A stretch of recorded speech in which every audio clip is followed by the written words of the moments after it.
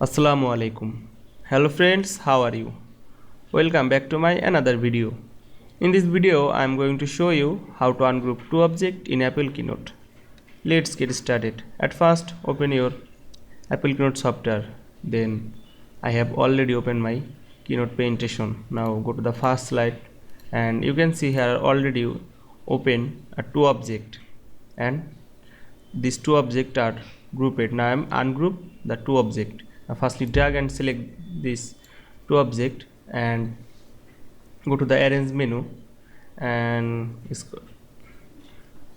here are ungroup option. Now click the ungroup.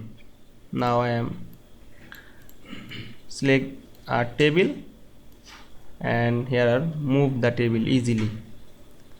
Now select the picture and this picture are moved easily.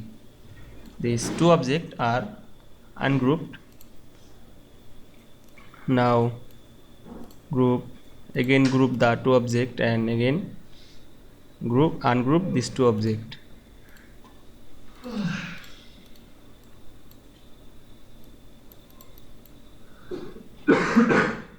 Now you can see ungroup two objects in Apple Keynote very easily.